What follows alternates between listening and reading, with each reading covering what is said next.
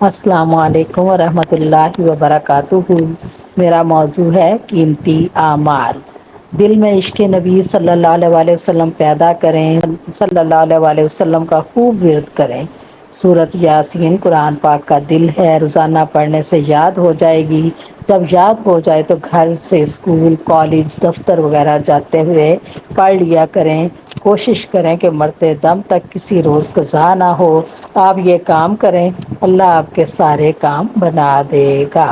خانہ کعبہ اور مسجد نبوی صلی اللہ علیہ وسلم کے دیدار کے لیے مچلیں۔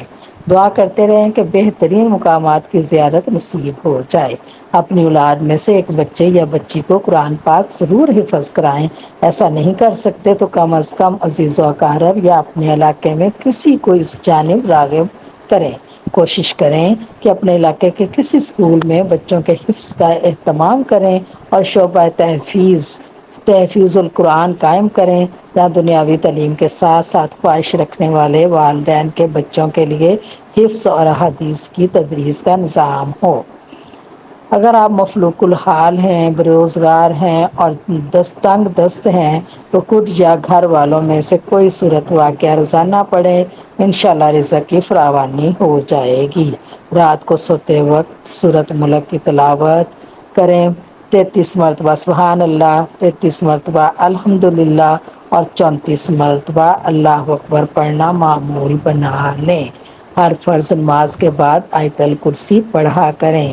روزانہ 100 مرتبہ درود شریف، 100 مرتبہ تیسرا کلمہ اور 100 مرتبہ استغفر اللہ پڑھیں۔ ادھر صدقہ دیں، ادھر مصیبت غائب۔ فجر کی اذان سے تھوڑی دیر قبل اٹھ جائیں اور 2، 4 یا زیادہ نفل تہجد کے پڑھ لیا کریں۔ اس وقت جو دعا مانگی جاتی ہے قبول ہوتی ہے۔ اللہ تعالیٰ کی دی ہوئی بے شمار نعمتوں پر اس ذات پاک کا ہر وقت شکر ادا کرنا چاہیے۔ اللہ تعالیٰ شکر ادا کرنے والوں کو زیادہ عطا کرتا ہے۔ سال میں کم از کم 2 مرتبہ قرآن مجید ضرور ختم کریں، یہ قرآن پاک کا حق ہے۔ سبحان اللہ و بحمدہ، سبحان اللہ العظیم پڑھنے میں کیا ہی سرور آتا ہے، آزما کر دیکھیں۔ اللہ پاک کے اسماء الحسنی زبانی یاد کر لیں اور روزانہ ورد کریں۔ دعا مانگنے کے لیے 10-15 منٹ یا زیادہ روزانہ مخصوص کر لیں۔ تہجد کے بعد دعا کی شان ہی نرالی ہے۔ نہ مانگ سکیں تو فجر کی نماز کے بعد یا کسی اور وقت دعا کا اہتمام ضرور کریں۔